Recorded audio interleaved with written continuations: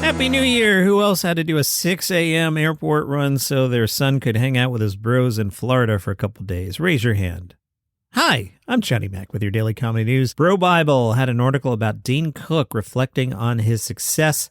The headline, Dane Cook explains the hatred he felt from other comedians. I met Dane once. Yeah, he came up to SiriusXM. He was pretty cool. Yeah, wasn't looking to be anybody's best friend. I remember he wanted some sun chips, and I looked around and all the interns were busy, and I wanted lunch anyway. So I went to the deli and got him some sun chips. He was appreciative, cool guy. I have nothing bad to say about Dane. I've always enjoyed his comedy. I understand a lot of people did not like him back in the day. So Dane Cook explains the hatred he felt from other comedians. Dane says, okay, so 2010, the quick version was like I'd gone through the death of both my parents right around 05, 06. Then I go through this terrible situation with my brother. I had to put my brother in prison for, let's just say, bad management. The interviewer says, yeah, I didn't want to bring that up. Dane, yeah, it's all right. If I bring it up, it's like I'm cool to talk about it kind of thing. And then I went through the cool down of my period. Everything was coming like the period of cool down in a career, and that was the end of that.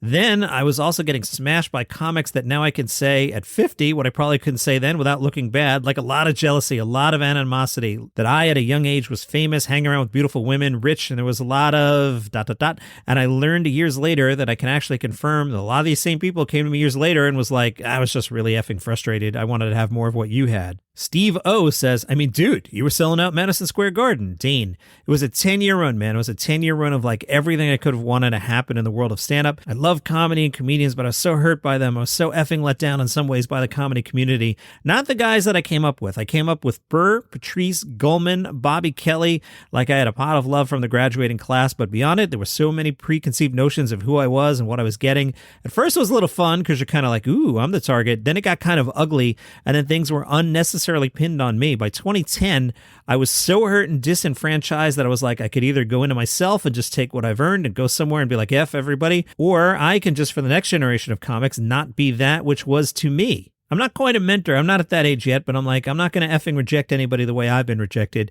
And I don't to this day. The article quotes Steve Byrne telling a story about Dane's behavior at the time, quoting Steve Byrne here.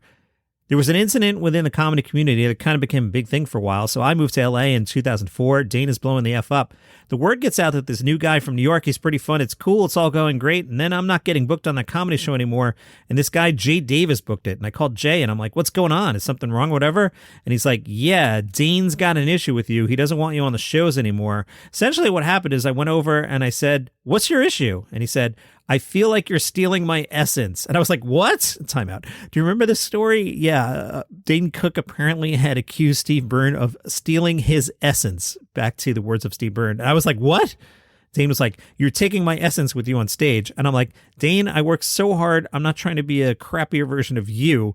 He's like, you're doing like me. And I was like, I don't see it at all. And I don't think we're going to agree to disagree. Time out again. I don't see it at all either. Time in, Steve Byrne. And at this moment, I was like, oh boy, I don't know if I'm talking to somebody who's here mentally. According to Steve Byrne, Dane Cook then said, maybe it's not your time to be here. Steve asked what he meant, and Dane Cook replied, maybe you shouldn't be in Los Angeles right now. Wow. Then Dane proceeded to tell Byrne how he goes to the top of the Hollywood Hills, closes his eyes, puts his hands out, does deep inhalation, exhalation, exercises, and goes, I give the city of LA my energy, and its energy is given to me from the city. Steve Byrne then bailed on the situation because he realized he was talking to a crazy person. Bro Bible writes, that story was noticeably absent from Dane Cook's story about why comedians hated him back in 2010. They add, Dane's much older now and appears to have drastically changed his ways. He doesn't want to be called a mentor, but that's basically what he appears to be doing with up-and-coming comedians. It's a great turnaround from a former heel. I met him once. He wanted sun chips. I got him. He was cool enough. I don't know. Indie Star caught up with Jeff Dunham. He said, I did a podcast with Jeff Foxworthy yesterday. Is there a Jeff Foxworthy podcast? I'm wondering if this is Jeff's radio show at my former employer. I don't know.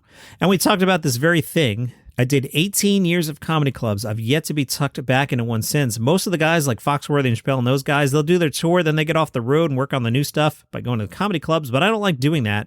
This is why I've constantly been on the road now since '07 doing these arenas, except for the pandemic and my honeymoon. Those two don't go together, by the way. I've never taken more than 2 weeks off in all those years. I'll be sitting at a stoplight and think of a joke, and I'll talk it into my recorder on my phone, or I wake up in the middle of the night and think of something, get up, write it down, or type it into the phone, or I'll sit down at the desk and do it the hard way. The best way to write is when ad-libs happen on stage and I walk off stage and I say, one of my guys, write that down. When it really happens on stage and it works great, you keep that and add to it. Good comedy has two main ingredients, conflict and tension. That's what makes a great comedy movie or sitcom or whatever. It's the tension and conflict between characters. Rather than just tell jokes, I can do that on stage because it's more than one person. It enables me to discuss rather than talk about certain topics that are in the news or zeitgeist or whatever you want to call it. Some stuff other comedians have trouble talking about because even just talking about the subject get you canceled, but I can point and counterpoint and discuss and argue on stage with tension and conflict. It can be built right in, so it's like a mini sitcom on stage.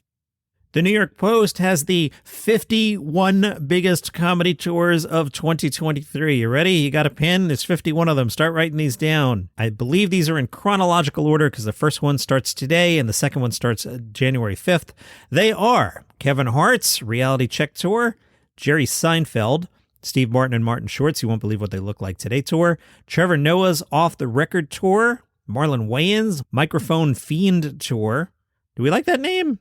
Sarah Silverman's Grow Some Lips tour, Country Wayne, Help Is on the Way comedy tour. Again, these are the biggest comedy tours. Are you familiar with Country Wayne? I'm not, and I've been hosting this podcast for 3.5 years and been in comedy radio since 2004 or so. Country Wayne. Again, I don't claim to know everything. Mr. Wayne doesn't even seem to have a Wikipedia entry. He does have a website. Not much information about Country Wayne, but the New York Post says he's known for Wild 'N Out, Holiday Heartbreak, and Variety's 2021 comics to watch. Again, if I'm missing the boat here, feel free to flame me in the comments. I'm cool. I could take it. Next up, Ricky Gervais's Armageddon Tour, Gabriel Iglesias' Back on Tour, David Spade's Catch Me Inside Tour, D.L. Hughley, Bert Kreischer's Tops Off World Tour, Kevin James, The Irregardless Tour, known for King of Queens, Hitch, and Paul Blart Mall Cop, Joe Coy's World Tour, Rob Schneider's I Have Issues Tour, Sebastian Maniscalco's Live from Vegas Tour, Jay Leno, Jim Gaffigan's Dark Pale Tour. Jim, it's time to stop with the pale jokes. We get it. Done. Also, known for Bob's Burgers. 2 questions. Jim, have you ever seen Bob's Burgers, Jim Gaffigan? And do you know anyone who's ever seen Bob's Burgers, Jim Gaffigan? Taylor Tomlinson's They Have It All Tour, Jeff Dunham's Still Not Canceled Tour, I like that name, Nikki Glazer's The Good Girl Tour, Eliza Schlesinger's Back in Action Tour, Tracy Morgan, Mateo Lane's The Al Dente Tour, Fortune Feimster's Live, Laugh, Love Tour, Bill Maher, Jay Farrow, Cat Williams' 2023 and Me Tour. It'll be good to have Cat back on the road because he tends to stir it up and make news stories. Jimmy Carr's Terribly Funny Tour. I'm clicking on this. I haven't seen Carr in a while. Where are you playing, Jimmy? Ontario, Toronto. That doesn't help me. These dates are only in Canada. New York Post, did you even do the homework on this? Russell Peters' Act Your Age Tour.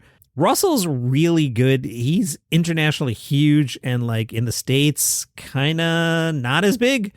Go see Russell Peters if you can. Nate Bargatze's The Be Funny Tour, Sam Morrill's The Class Act Tour, Melissa Villasenor, Neil Brennan's Brand New Neil Tour, Dave Attell, cool. Attell's somebody you should see if you get the chance. Mike Birbiglia's The Old Man and the Pool on Broadway. That's not a tour, that's a Broadway show. New York Post, what am I reading? Margaret Cho's Live and Live It Tour, Anthony Jeselnik, Tom Papa's 2023 Comedy Tour. Tom put a lot of work into that title. Adam Carolla, Big J. Okerson, Chris Redd, Nimish Patel's The Lucky Lefty Tour, Dimitri Martin's The Joke Machine Tour, David Cross's Worst Daddy in the World Tour, Joe List, Louis Black's Off the Rails Tour, Pete Lee, Sam J., Brian Regan, Paula Poundstone, Steve O's Bucket List Tour. Those are the 50 biggest comedy tours of the year, plus one Broadway show. Thank you, New York Post. And the London Post has some tips for attending your first comedy show. Are you ready? Tip number 1, choose the comedy club carefully. You know, I could make fun of that, but if you're like in, say, New York City, well, Caroline's just closed. But there are some things in the Times Square area where people will hand you pieces of paper, also known as flyers, Johnny Mick. And they're not the greatest comedy clubs in the world. Go somewhere you've heard of, like The Cellar or Gotham. Next tip, always be early. Find out what time the door is open. You should consider going around that time so you can mingle, get a drink, and find a seat. This way, the whole experience will not be rushed and you can take in the atmosphere, make the most of the show. Research the comedian. If you're new to stand-up comedy and you're like 12 plus minutes into my podcast, so you're probably not new to stand-up comedy, you may not be familiar with any comedians yet. Well, that's not you, dear listener. But this does not mean that you should show up to any show. You should still do some research on the comedian to ensure they're going to be someone you enjoy seeing. All right. Next tip, do not be the heckler. There's always the possibility that you go to a stand-up comedy show and do not like the performance. Perhaps the comedian does not have the same sense of humor as you, or they even make an offensive joke. This is going to happen at some point if you're attending many shows. The most important thing to know is that heckling is no longer accepted at comedy clubs. That means you should not challenge or question the comedian. This can be disturbing to the whole show and be classed as harassment. The best thing to do is stay quiet and be respectful, and you can review the show later on. That's your comedy news for today. Happy New Year. Follow the show for free on Apple Podcasts, Spotify, YouTube, wherever you get your shows. See you tomorrow.